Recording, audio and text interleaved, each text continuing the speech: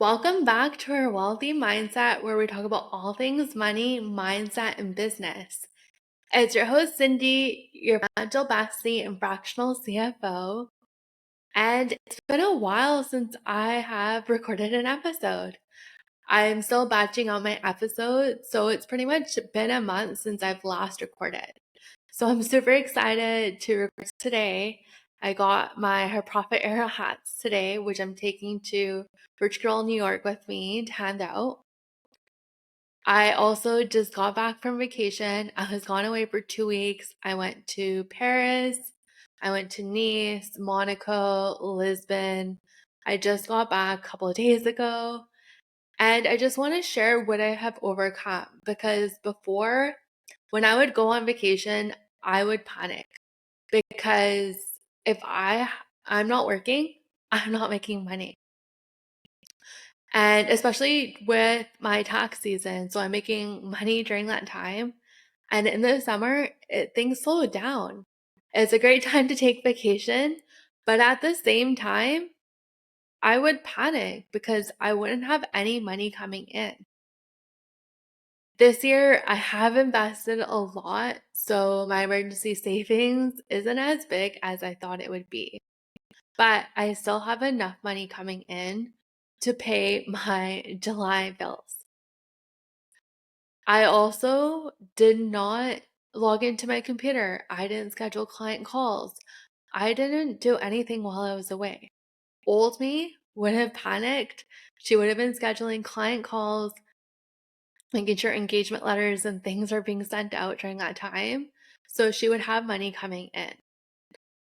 I also am a workaholic, I would say. I love working in my business. So even disconnecting from it would always feel hard. But now I was able to tell myself that I needed the rest. So if you're someone that's struggling with taking time off from your business, I want to give you some tips you can apply so you still have money coming in while you take time off. Now, the first step is understanding what your expenses look like during that time. So right now it's end of August. So let's say you're planning a vacation for September. Well, understanding during September, what do your month-to-month expenses look like? So let's say it's $5,000, for example. So making sure you have like $5,000 saved up, or you have clients paying you that minimum $5,000 so that you can still pay your bills. Because a lot of times we go away on vacation, no money is coming in, and then we're scrambling to pay our credit card bills. Maybe you have to dip into your line of credit, then you're paying interest, your overdraft, whatever it is, you're in more of a reactive kind of state. So I want you to be fully in control. So when you do take those times off, doesn't matter when it is throughout the year or how long it is, you're already thinking ahead about the bills coming up and you have enough saved up. Now, two is planning for those kind of vacations. So a lot of times people go on vacation, they put everything on their credit card and tell themselves, I'll deal with it later once I get back. They end up overspending, shopping, and then before you know it, they have this unexpected credit card bill that they didn't save for or plan for. So again, you put yourself into debt. So what has been working for me is on a monthly basis, I'll put like $200 away into a vacation savings fund. So if I'm putting $200 away, it'll give me like roughly $2,400 for the year. If you have no idea when your vacation or what's going to come up, but you just want to save.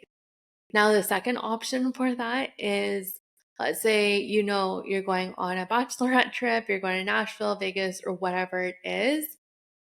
Start looking into things you want to do out there. For example, I went to Sedona last year in August. I knew exactly how much my Airbnb was going to cost. I looked into like the Pink Jeep tour. I did a shaman thing. I did Reiki. I looked into all those things ahead of time. So I knew exactly what it would cost me. I also planned for how much my meals would cost. and other things I wanted to do out there. I also rented a car, so I had to make sure I had enough saved up for the car. I started looking at different car rental places, looking at what the cheapest option was, and started researching ahead of time.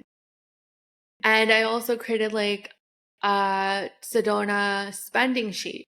So I wrote down what it was going to cost me.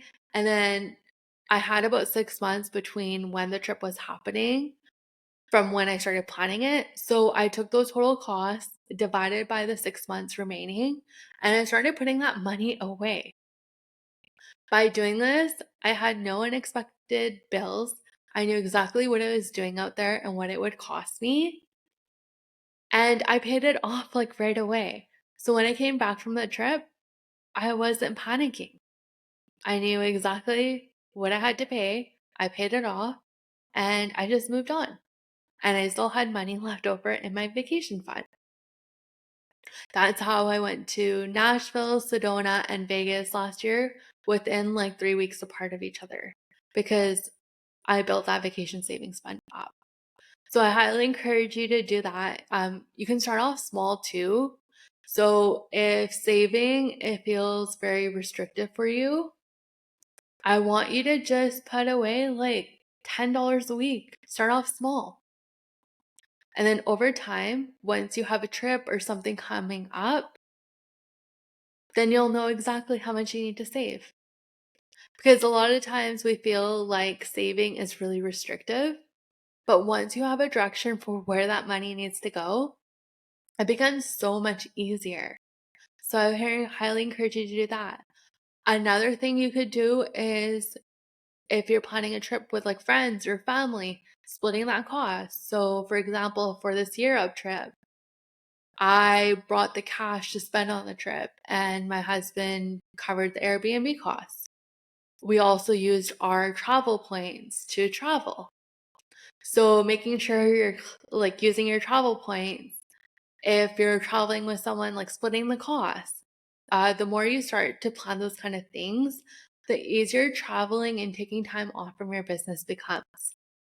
Now, step 3, I want you to start thinking about taking time off from your business. It feels very uncomfortable, but start doing it. And you don't always have to be working in your business. So if you start planning out 3 to 6 months ahead of time, and knowing exactly what your expenses are going to be like, you can start building your emergency savings fund. You can build a course or a program where you start making money when you're not even working. So, looking at other ways you can generate money without trading your time for money. Once you start doing that and just planning ahead, or even doing like pre sales of your program or courses, or even like a guide or something. There's so much you can do outside of selling your service and your time for money. Now, the more you start to do this, it'll become easier. But you just have to be creative with it and trust the process. And then once you have that money saved up, you can buy assets. You can invest into like the stock market. You can buy a vacation home. You can invest in like private lending or like a real estate project. There's so many ways you can generate more money outside of your business. But you have to build that emergency savings fund.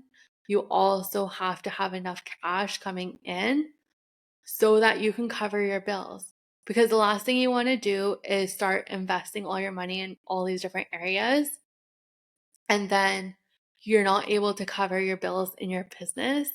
And then you have to dip into your line of credit, max out your credit cards, and then you're just making minimum payments and paying interest. Then that does not make sense. So the steps I would say is start building out your vacation savings fund or just like emergency savings. Make sure you have 3 to 6 months of savings already in there. And then you get more comfortable taking time off and just making time for yourself. So that's it for today's episode. If you found this helpful, share it with a friend who also needs to hear it or needs help saving ahead of time so she doesn't stress when she gets back from vacation. If you found this episode helpful, send me a DM on Instagram at It's Cindy Kamar. I'd love to hear from you. I'd love to hear what you resonated with. If you're building your vacations fund, let me know how it's going. The more you reach out to me, the more I can support you. If you have any questions about setting up your vacation savings funds or any savings accounts in general, feel free to reach out, and I'll see you in the next episode.